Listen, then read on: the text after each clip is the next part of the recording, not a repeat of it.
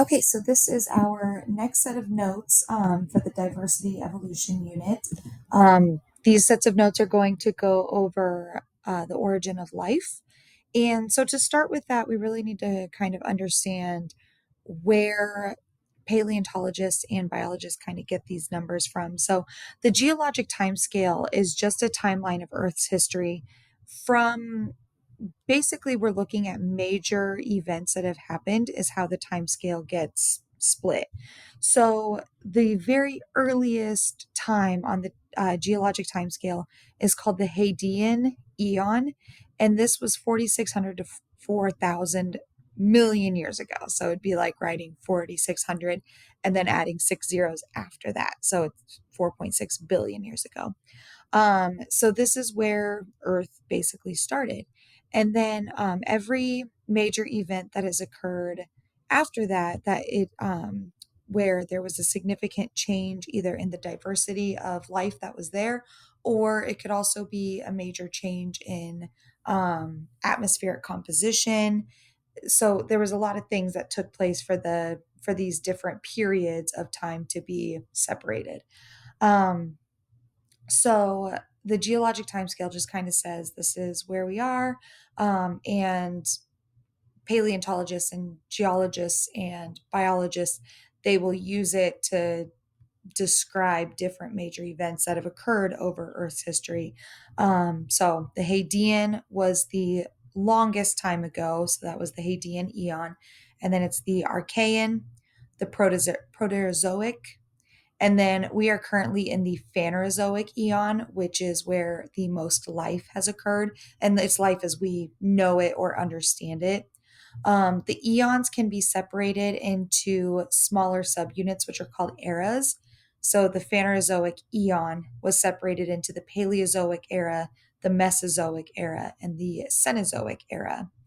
And then each era can be separated into smaller periods. So the Paleozoic era was separated into the Cambrian, the Ordovician, the Silurian, the Devonian, the Carboniferous, and the Permian periods.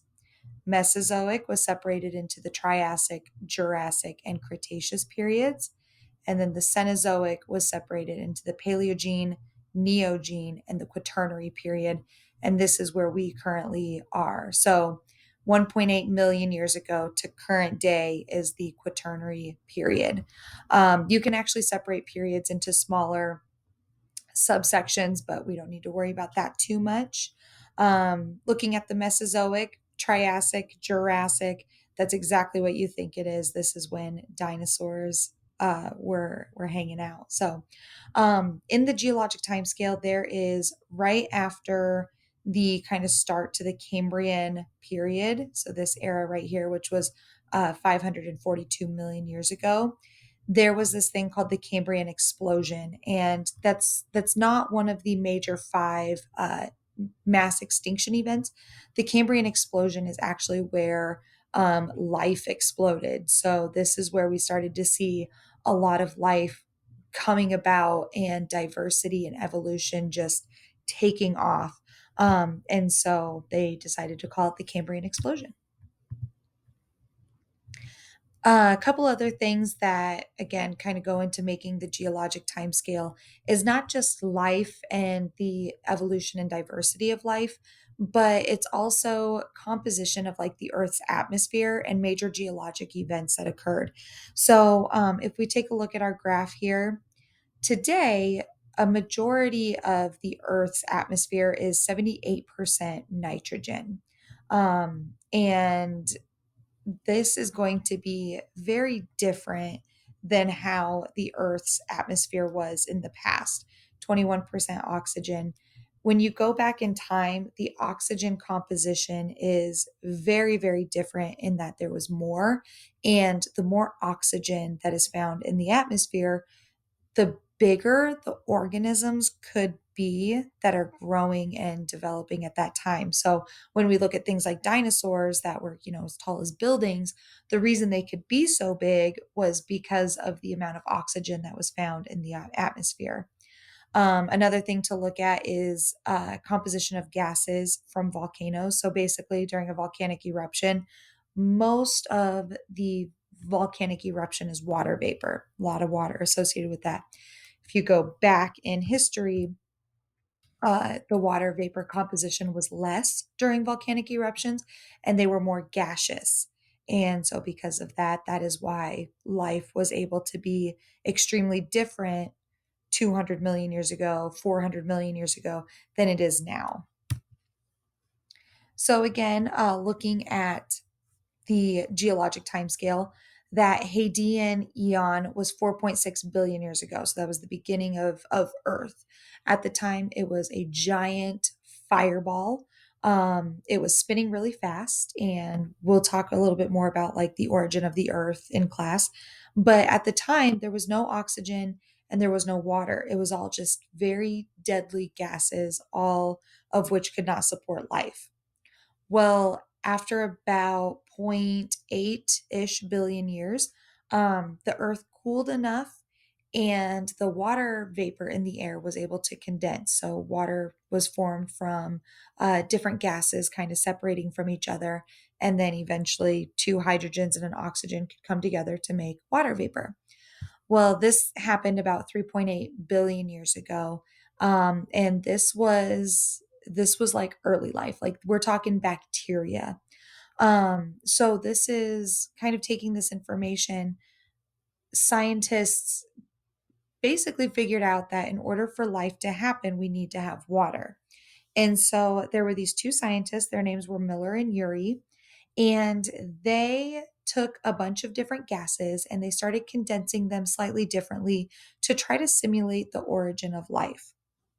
So they took, again, simple compounds, simple gases, and they recombined them to say, okay, this is how these different macromolecules, that's how they were made. And then we know that like amino acids come together to make proteins. We know that our glucose is made from, it's a simple sugar, and we use those to or to do energy in our mitochondria. So Miller and Urey, they kind of redid this on a much smaller scale. But what their experiment proved is that you can take all of these gaseous compounds and they recombine using basically electricity or like sparks, and they will reform in amino acids. So, with this, scientists hypothesized that again, there was little to no oxygen in the early atmosphere, that at the time, the atmosphere was made out of carbon dioxide, water vapor, and nitrogen. So, with this, the sky was actually a pinkish orange color, and the oceans were brownish in color because of the iron that was found within. So, it looks something kind of like this. So, yucky, nasty brown water, and then the sky was kind of this pinkish orange color. You'll also notice that there is no greenery because there was no life at the time. And you have, because this was early solar system, you had a lot of asteroids hitting the Earth at the time. All of those bombardments also made it so that volcanic activity was much more prominent at the time. So all of our rocks were igneous rocks. So here's Miller and Urey's experiment. So again, they took a lot of, so they heated up some water, and in this contraption, they added methane, ammonia, and hydrogen. So they're making the water vapor. The water vapor comes up as steam. The ammonia, methane, and hydrogen mixture is added. They introduce electricity, so they spark it, and then they do this thing called condensation chamber, which is where they cool it down. Once that happened, then in their liquid that they collected during this time, they actually found that amino acids and some other organic compounds were found in that collection.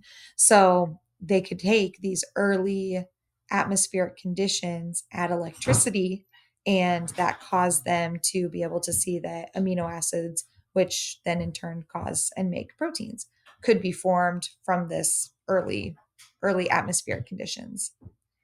So, origin of life, this is, we look at things called microspheres, and this is like very, very, very early life. So even before bacteria.